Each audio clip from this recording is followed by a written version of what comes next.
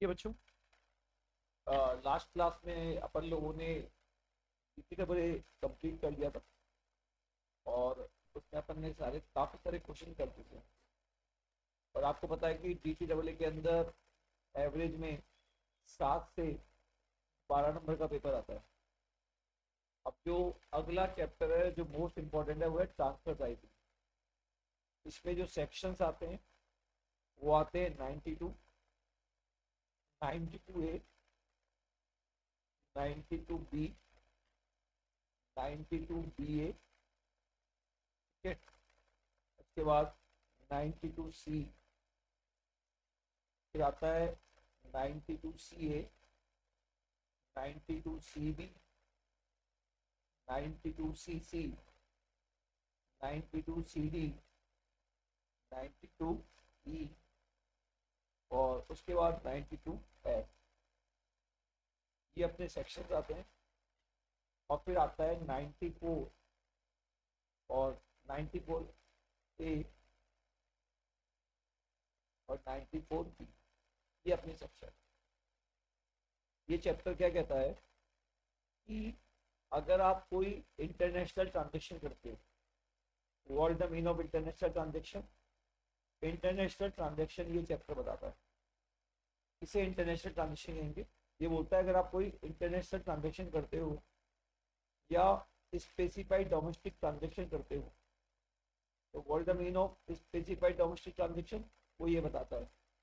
तो अगर आप कोई इंटरनेशनल ट्रांजेक्शन करते हो या स्पेसिफाइड डोमेस्टिक ट्रांजेक्शन करते हो अपनी एसोसिएट एंटरप्राइजेस के साथ, तो एसोसिएट एंटरप्राइजेस कौन होती है वो ये सेक्शन बताता है। तो क्या बोलता है 92, अगर आप कोई इंटरनेशनल ट्रांजेक्शन करते हो या स्पेसिफाइड डोमेस्टिक ट्रांजेक्शन करते हो अपनी एसोसिएट एंटरप्राइजेस के साथ, तो वो आर्म्स लेंथ प्राइस पे होना चाहिए। आर्म्स लेंथ प्राइस पे होना चाहिए, ये बताता है। और this is the charging section. Actually क्या होता है बच्चों, जैसे मान लो आज मैं इंडिया में हूँ और एक मान लो यूएसए, ठीक है। मैंने 10 लाख का गुड्स क्या किए, बाय किए, और अब मैं सेल कर रहा हूँ 90 लाख। तो मेरा इंडिया में प्रॉफिट आया 80 लाख।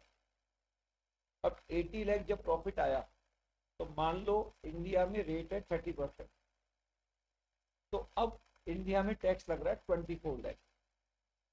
तो मेरे दिमाग में एक प्लानिंग आती है कि भाई इस कस्टमर को तो मुझे कितने में बेचना है, 90 लाख में बेचना है, और इंडिया में टैक्स रेट बहुत ज़्यादा है।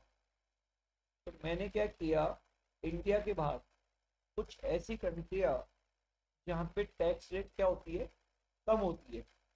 जैसे मान लो दुबई है जहाँ पे टैक्स रेट क्या होती है, कम होती है।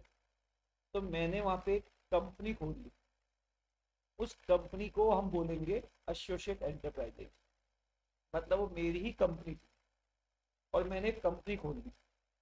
तो ऐसा करके अब मैंने क्या किया कि एक बीच में चेन लेके आ गया। पहले मैंने इंडिया में 10 लाख का माल खरीदा, ठीक है। तो ये ए है, ये मेरी एसोसिएट एंटरप्राइजेज है। तो मैंने यहाँ पे सेल करी उसको 10 रुपये में, 10 लाख की 10 लाख में। तो मैंने इंडिया में प्रॉफिट दिखाया 0। अब वो यहाँ की क्या होगी, परचेज। तो बताओ इंडिया में टैक्स कितना हो गया, 0। दुबई में टैक्स रेट क्या है, 0। अब दुबई में परचेज 10 की दिखाई और फिर मैंने यहाँ पे सेल दिखाई यूएसए में। इसका मतलब मैंने यहाँ सेल दिखाई 90 में। तो दोनों ही केस में बताओ यूएसए वाले के लिए माल कितने का पड़ा, 90 रुपये में, ठीक है।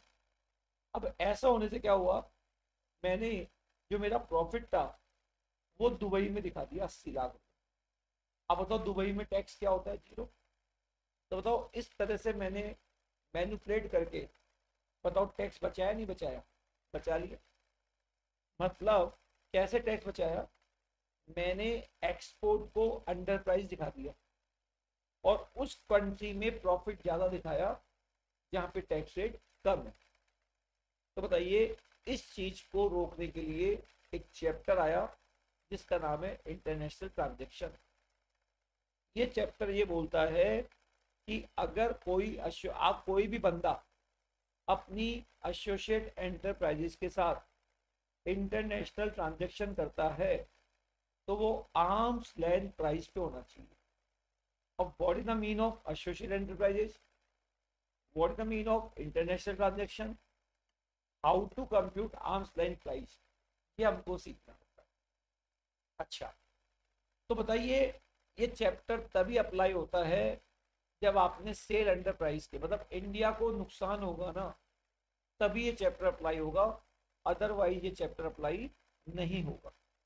से एग्जांपल, अगर मान लो मार्केट प्राइस कितनी थी, 90 थी, लेकिन आपने 120 रुपए में एक्सपोर्ट लगाया, तो इंडिया को तो फायदा ही है ना, आप इंडिया में प्रॉफिट ज्यादा दिखा रहे हो, तो this chapter will not apply. तो DTAA जो चैप्टर था वो चैप्टर तुम्हारे फायदे के लिए था, और ट्रांसफर प्राइसिंग जो चैप्टर है वो गवर्नमेंट के फायदे के लिए। तो अगर तुम एक्सपोर्ट ओवर प्राइसिंग कर रहे हो तो ये चैप्टर अप्लाई नहीं होगा। ओके सर, ये चैप्टर क्या सेल पे ही अप्लाई होता है? बच्चों आंसर है नो। ये चैप्टर परचेज पे भी अप्लाई होता है, आपने कोई भी एक्सपेंडिचर का पेमेंट किया उस पर भी अप्लाई होता है, आपने अपनी एसोसिएट के साथ कोई लोन लिया उसको ब्याज दिया उस पर भी अप्लाई होता है, आप कोई खर्चों का शेयरिंग कर रहे हैं अपनी एसोसिएट के साथ तब भी अप्लाई होता है। बस कंडीशन ये है, सामने वाली आपकी एसोसिएट होनी चाहिए और ट्रांजैक्शन इंटरनेशनल होना चाहिए, मतलब इंडिया के बाहर होना चाहिए। सर एक बार हमको अगर बताएंगे कि परचेज पे कैसे अप्लाई होता है, तो देखो परचेज पे कैसे अप्लाई होता है। जैसे मान लो ये यूएसए है और ये इंडिया है, आपने कोई यूएसए में थर्ड पार्टी से मान लो कोई परचेज की, कितने की, 10 रुपए की, और उस माल को आप इंडिया में बेच रहे हैं 100 रुपए में, तो बताओ प्रॉफिट कितना आया, 90 रुपए प्रॉफिट आया। अब इंडिया में 90 रुपए प्रॉफिट आया तो इंडिया में 30% टैक्स देना पड़ेगा। तो आप एक प्लानिंग कर सकते हैं, पर कैसे कर सकते हैं, आप बीच में क्या करो, दुबई को लेके आ जाओ, ठीक है। अब यूएसए से यहाँ कितने में बिकेगा, 10 रुपए में, तो दुबई में दिखाओ परचेज 10 रुपए, और अब दुबई वाला क्या करेगा, sell to India, sell to Indian office, और वो करेगा 100 रुपए में। इसका मतलब आपने दुबई में प्रॉफिट दिखाया 90, अब यहाँ की सेल तो इंडिया की परचेज, अब इंडिया का प्रॉफिट कितना हो गया, 0 हो गया। तो आपने क्या किया, 10 रुपए की चीज को महंगा खरीद लिया, मतलब आप ऐसी कंट्री में प्रॉफिट ज्यादा दिखा रहे हैं जहाँ पे टैक्स रेट क्या है, कम है। तो इसलिए एक चैप्टर आया कि अगर आप कोई इंटरनेशनल ट्रांजैक्शन करते हो, बताओ इंडिया और दुबई के बीच में जो ट्रांजैक्शन हुआ क्या वो इंटरनेशनल है, यस। क्या दुबई वाली कंपनी आपकी एसोसिएट है, आंसर यस। और अब आपने, क्या ये ट्रांजैक्शन आर्म्स लेंथ प्राइस के था, नहीं, मार्केट वैल्यू तो 10 रुपए थी ना, बट आपने तो 100 रुपए में परचेज किया, तो ये चैप्टर अप्लाई हो जाएगा। और ये चैप्टर बोलता है दिस परचेज इज रॉन्ग, आपकी परचेज 10 रुपए होनी चाहिए और इंडिया में प्रॉफिट 90 रुपए होना चाहिए। तो बताइए ये चैप्टर कब अप्लाई होता है, जब हम सेल को अंडर प्राइस करते हैं, या परचेज, एक्सपेंडिचर, इंटरेस्ट या खर्चों के एलोकेशन को ओवर प्राइस करते हैं, तब ये चैप्टर अप्लाई होता है। लेकिन चैप्टर तभी अप्लाई होता है जब इंटरनेशनल ट्रांजैक्शन हो और आपने अपने एसोसिएट के साथ किया हो। अगर आपने एक्सपोर्ट ओवर प्राइस किया है या इंपोर्ट अंडर प्राइस किया है, चैप्टर अप्लाई नहीं होगा। बोलो बच्चों, यहाँ तक की बात समझ में आ गई क्या सबको, बोलिए। Yes sir. ठीक है, तो मेरा सेक्शन 92 यही बोल रहा है जो मैंने आपको बताया कि इंटरनेशनल ट्रांजैक्शन क्या होता है। तो ये सेल पे भी लगता है, सर हेलो, ब्लर है स्क्रीन थोड़ी। सेल पे भी हाँ। लगता है, परचेज पे भी लगता है, ठीक है, और एक्सपेंसेस पे भी लगता है। ओके सर, ये अगर मान लो आप इंडिया में कोई ट्रांजैक्शन करते हो तो क्या उस पे भी लगता है क्या? आंसर है नो। अगर ट्रांजैक्शन इंडिया में हुआ तो ये चैप्टर अप्लाई नहीं होगा। हाँ, कुछ स्पेसिफाइड डोमेस्टिक ट्रांजैक्शन है जिनका नाम आपको सेक्शन 92 BA में मिलेगा। कुछ स्पेसिफाइड डोमेस्टिक ट्रांजैक्शन है जिनका नाम आपको 92 BA में मिलेगा। अगर आपने उनको एसोसिएट के साथ किया तो उस पर ये चैप्टर अप्लाई होगा। तो बहुत सिंपल सी बात बताओ, क्या कह रहा है चार्जिंग सेक्शन? अगर आप अपनी एसोसिएट एंटरप्राइजेस के साथ कोई इंटरनेशनल ट्रांजैक्शन करते हो या स्पेसिफाइड डोमेस्टिक ट्रांजैक्शन करते हो, ठीक है, तो वो आर्म्स लेंथ प्राइस पे होना चाहिए। किस पे होना चाहिए? Arms length price. ठीक है, ये चैप्टर तब अप्लाई होता है जब आपने एक्सपोर्ट को अंडर प्राइस किया है और इंपोर्ट को ओवर प्राइस किया है, तब ये चैप्टर अप्लाई होता है। लेकिन चैप्टर तभी अप्लाई होता है जब एसोसिएट से किया हो और इंटरनेशनल। तो अब आज आपको सीखना है एसोसिएट एंटरप्राइजेस कौन होती है, इंटरनेशनल ट्रांजैक्शन किसे कहते हैं, और स्पेसिफाइड डोमेस्टिक ट्रांजैक्शन किसे कहते हैं, फिर how to compute arm's length price, ये आपको सीखना है। ओके सर, फिर ये क्या है ये भी आपको बताएंगे ये क्या है, बट पहले आपका ध्यान इन चीजों पे होना चाहिए। ठीक है, तो मैंने आपको सेक्शन 92 बता दिया कि ये चैप्टर इंटरनेशनल ट्रांजैक्शन में भी होता है, स्पेसिफाइड डोमेस्टिक ट्रांजैक्शन पे भी होता है, सेल पे भी होता है, खर्चों पे भी अप्लाई होता है, सब पे ये चैप्टर अप्लाई होता है। ओके ठीक है, अब नाउ एसोसिएट एंटरप्राइजेस किसे कहते हैं? तो सेक्शन 92A तुम्हें एसोसिएट एंटरप्राइजेस की डेफिनेशन देता है। इस डेफिनेशन के दो पार्ट है, एक जनरल पार्ट है और एक स्पेसिफिक पार्ट है। बच्चों ये कह रहा है कि कोई भी एंटरप्राइजेस आपकी एसोसिएट मानी जाएगी, आप उसकी कैपिटल में, उसके कंट्रोल में या उसके मैनेजमेंट में पार्टिसिपेट करते हैं। कोई भी एंटरप्राइजेज आपकी एसोसिएट मानी जाएगी, आप उसकी कैपिटल में, आप उसके कंट्रोल में या उसके मैनेजमेंट में कोई पार्टिसिपेट करते हैं। तो अब बताओ, मेरे पास रिलायंस के एक शेयर है तो मैं तो कैपिटल में पार्टिसिपेट कर रहा हूँ? नहीं। कितना परसेंटेज तुम कंट्रोल में पार्टिसिपेट करते हो, कितना तुम मैनेजमेंट में पार्टिसिपेट करते हो, कितना तुम कैपिटल में पार्टिसिपेट करते हो, वो सेक्शन यहाँ बता रखा है 92A2 में। इसका मतलब ऐसा नहीं कि एक शेयर भी करते तो माना जाएगा। अगर आपने इसमें जो रेशियो बता रखा है, इससे ज्यादा अगर आपने पार्टिसिपेट किया at any time during the previous year, at any time during the previous year, तो बच्चों वो आपकी एसोसिएट मानी जाएगी। तो आइए वन बाई वन देखते हैं। पहला क्या है? One enterprises hold directly indirectly share carrying 26% और more voting power in another enterprises.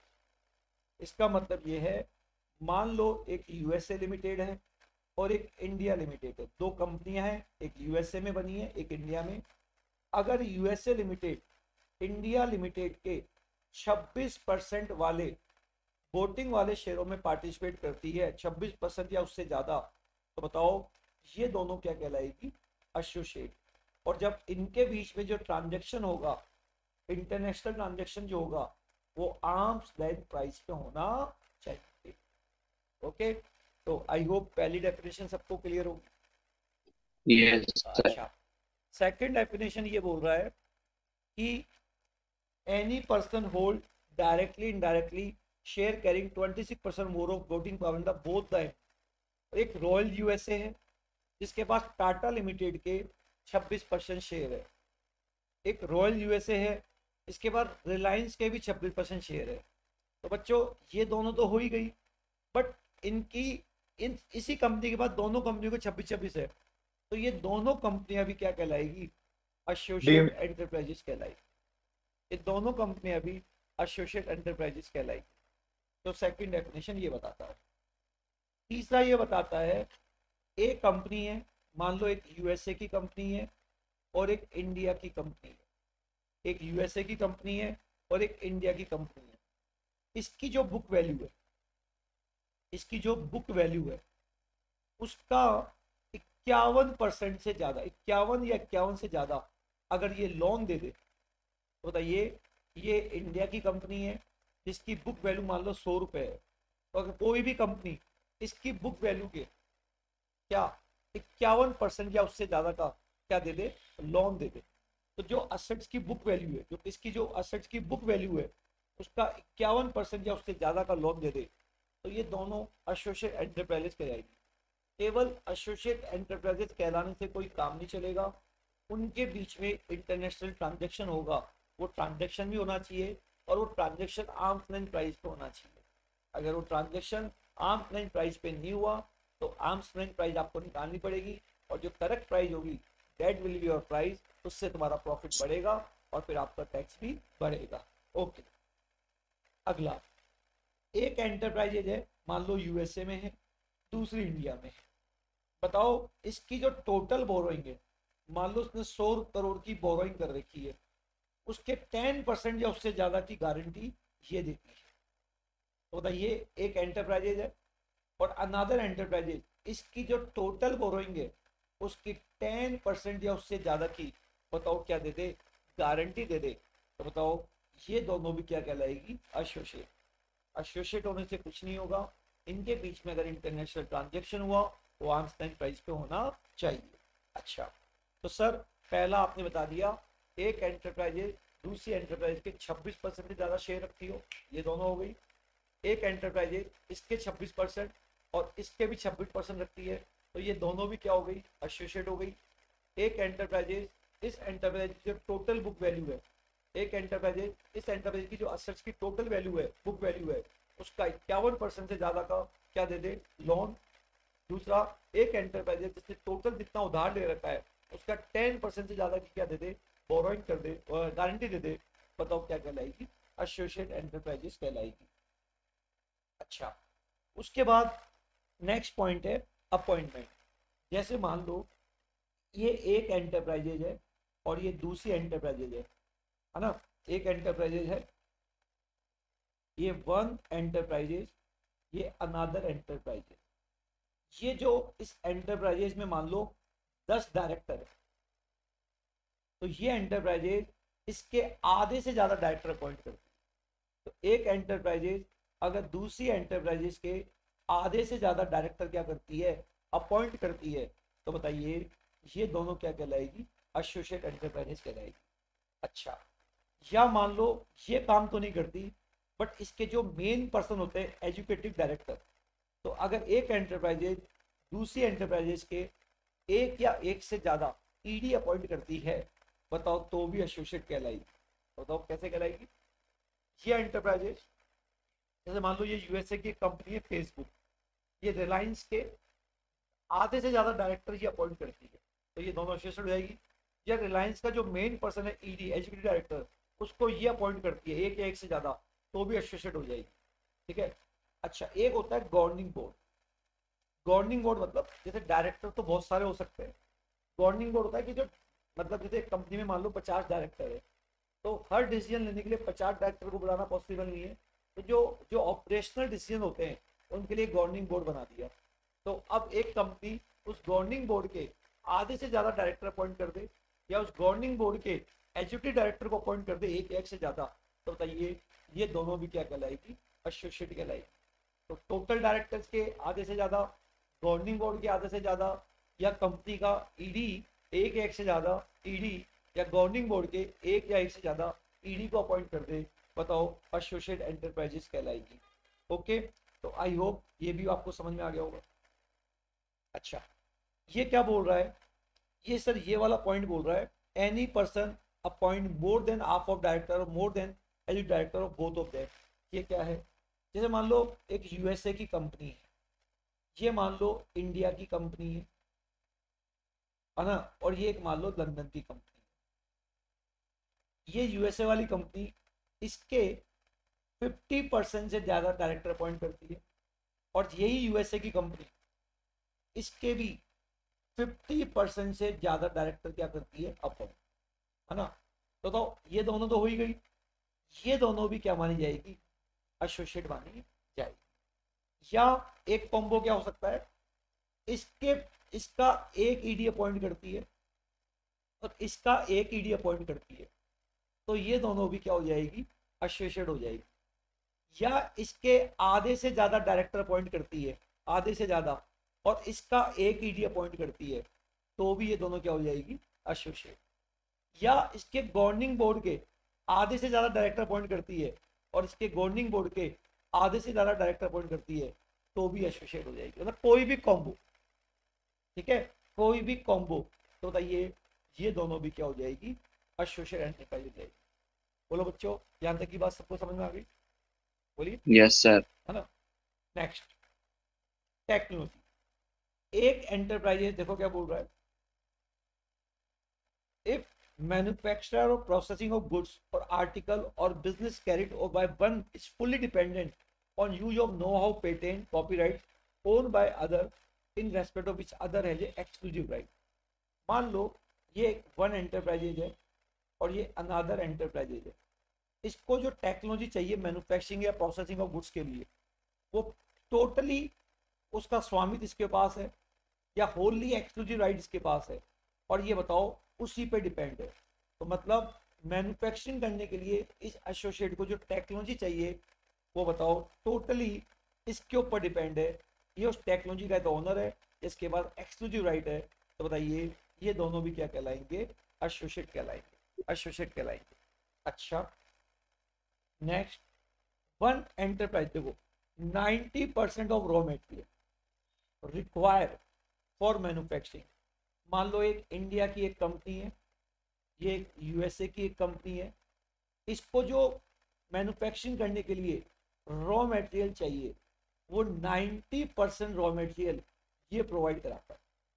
तो 90% of raw material require for manufacturing और processing of goods to one enterprises are supplied by other enterprises.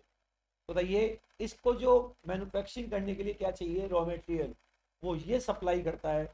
बताओ ये दोनों क्या कहलाएगी, एसोसिएट एंटरप्राइजेस कहलाएगी।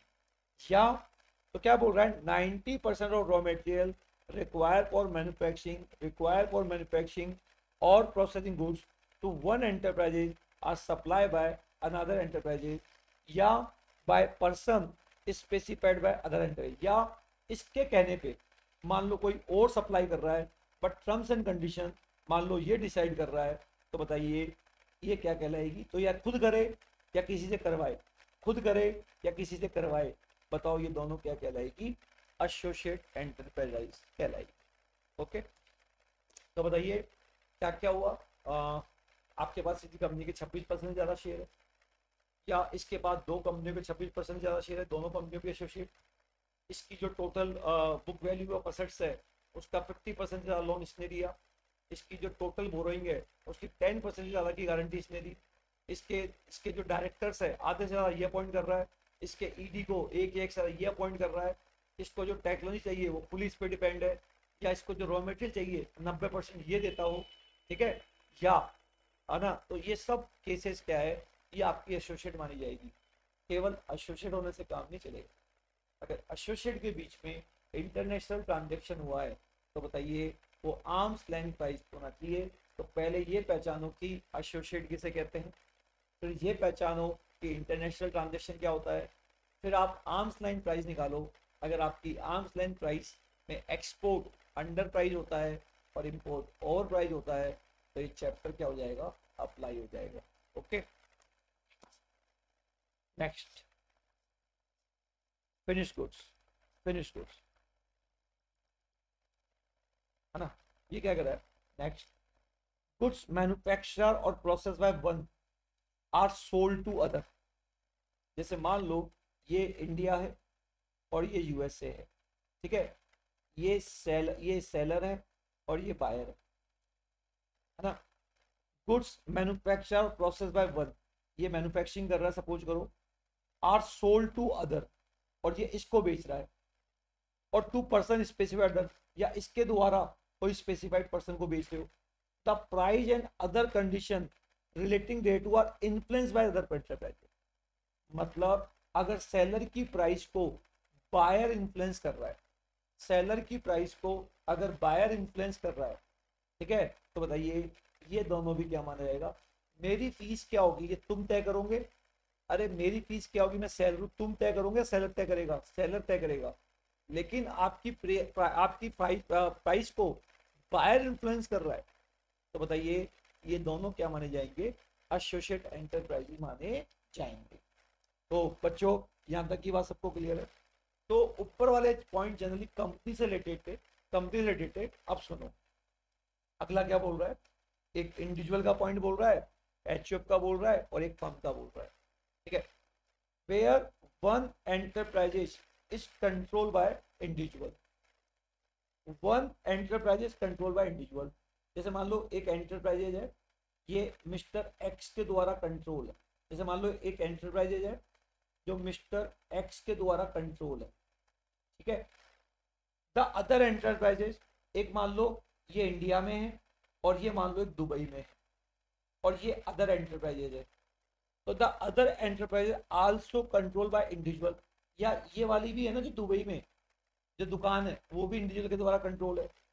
या दुबई वाली दुकान इंडिविजुअल के रिलेटिव के द्वारा कंट्रोल है। तो जैसे मेरी इंडिया में एक दुकान है ना, और मैंने एक दुबई में भी एक दुकान खोल रखी है अलग नाम से। तो एक एंटरप्राइजेस मेरे द्वारा कंट्रोल है और दुबई वाली एंटरप्राइजेस मेरे द्वारा कंट्रोल है। हम दोनों दुबई और इंडिया वाली एसोसिएट कहलाएगी। या इंडिया वाली मेरे द्वारा कंट्रोल है और दुबई वाली मेरे रिलेटिव के द्वारा कंट्रोल है, या जॉइंटली मेरे और रिलेटिव के द्वारा कंट्रोल है। हम दोनों भी क्या कहलाएंगे? एसोसिएट एंटरप्राइजेस कहलाएंगे। ओके बच्चों, आगे बात समझ में? हाँ यस सर। सर। अच्छा नेक्स्ट, वन एंटरप्राइजेस एचओ के द्वारा कंट्रोल है। वन एंटरप्राइजेस एचओ के द्वारा कंट्रोल है और अदर एंटरप्राइजेस एचओ के मेंबर या मेंबर के रिलेटिव के द्वारा कंट्रोल है।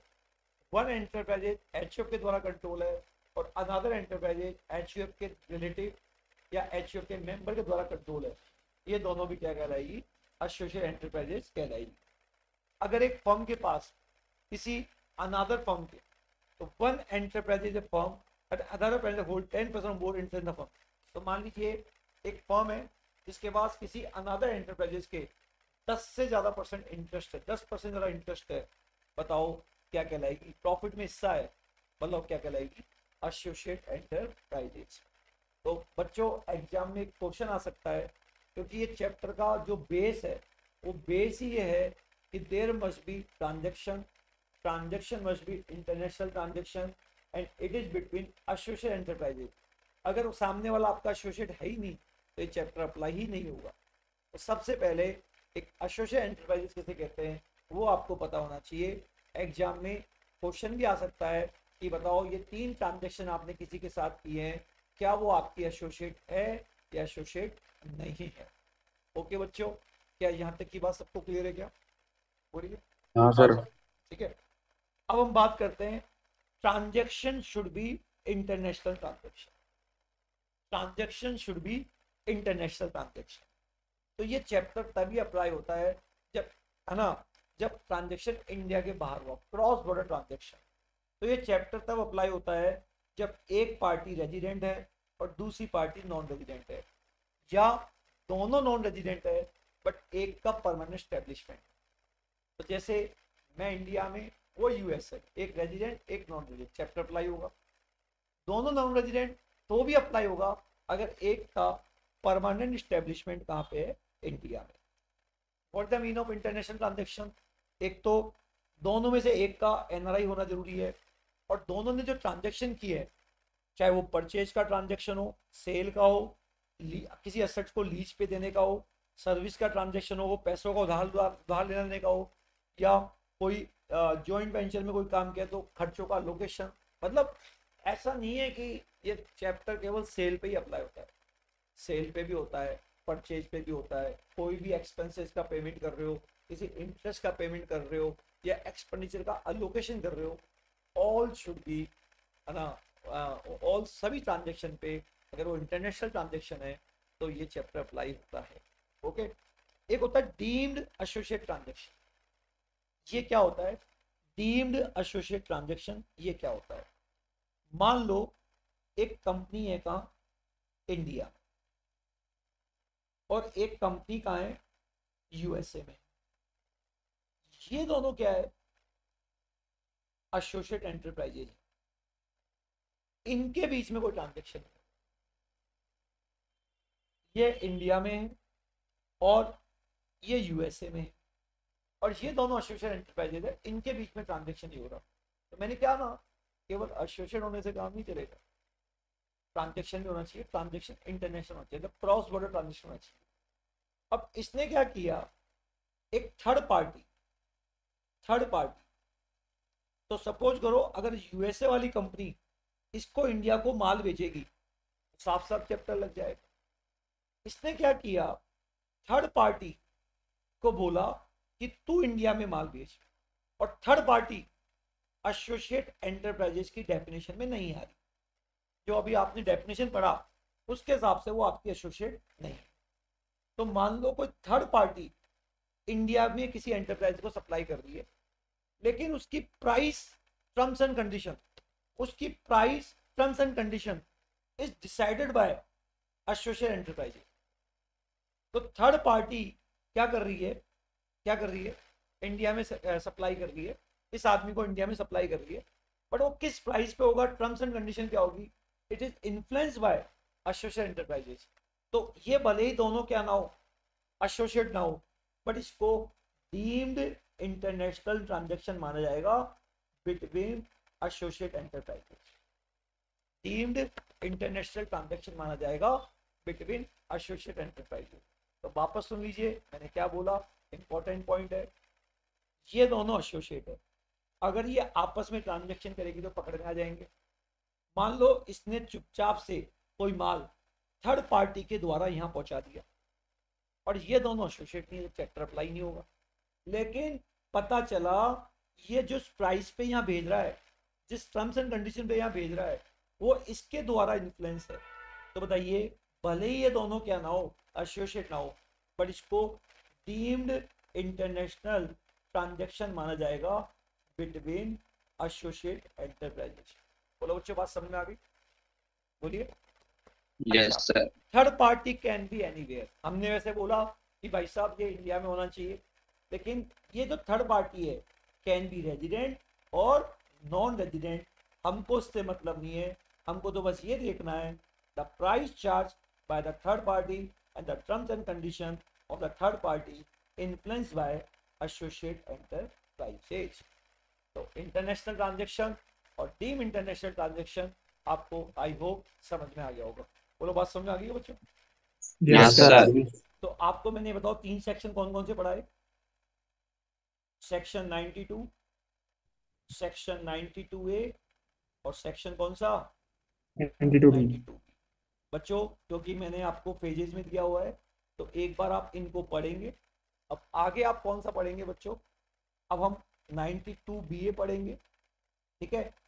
कुछ वैसे तो ये चैप्टर स्पेसिफाइड डोमेस्टिक ट्रांजैक्शन पे अप्लाई होता है, वैसे तो ये chapter sorry international transaction apply होता है, कुछ स्पेसिफाइड डोमेस्टिक ट्रांजैक्शन है, कुछ स्पेसिफाइड डोमेस्टिक ट्रांजैक्शन है जहां पर अगर वैल्यू 20 करोड़ से ज़्यादा है तो कुछ नोटिफाइड ट्रांजैक्शन है। ये वाले अगर आपने जो ट्रांजैक्शन किए जिनका रेफरेंस ये वाला सेक्शन ATIA 8, 10, 10AA या इन सेक्शनों में जिनका रेफरेंस आया है, अगर ये ट्रांजैक्शन आपने किए हैं और ट्रांजैक्शन की वैल्यू 20 करोड़ से क्या है, ज़्यादा है, ट्रांजैक्शन की वैल्यू 20 करोड़ से ज़्यादा है, तो उन पर भी ये चैप्टर अप्लाई था। कुछ ऐसी बात हम कल करेंगे, ठीक है। एक तो इस पे भी होता है। अब बताओ, आपने देख लिया एसोसिएट एंटरप्राइजेज भी थी, आपने देख लिया कि वो इंटरनेशनल ट्रांजैक्शन या स्पेसिफाइड डोमेस्टिक ट्रांजैक्शन भी था। अब इनके बीच में जो ट्रांजैक्शन होगा, बताइए, वो आर्म्स लेंथ प्राइस पे होगा। और आर्म्स लेंथ प्राइस कैसे निकालते हैं, इस चैप्टर में जो मेन चीज़ है वो यही है, आर्म्स लेंथ प्राइस कैसे निकालते हैं। तो बच्चों एक बार आप सेक्शन 92, 92A, 92B है ना, और थोड़ा बहुत मैंने अभी बताया नहीं ज़्यादा, 92BA, इसको रिवाइज कर लेना। अगली क्लास में मैं आपको 92C how to compute arm's length price, और फिर जो आगे वाले सेक्शन आएंगे, TPO कौन होता है, सेफ हार्बर रूल और एक आता है सीसी और एडवांस प्राइसिंग एग्रीमेंट। इनके बारे में पहले चर्चा करेंगे। पहले अपन ट्रांसफर प्राइसिंग के एक बार पूरे प्रोविजंस बोलेंगे जितने भी है, और उसके बाद एक साथ जो भी 40-50 क्वेश्चन है वो अपन यहीं क्लास में डिस्कस करेंगे और फिर अपन आगे बढ़ेंगे। आई होप समझ में आ गया होगा बच्चों। Yes sir.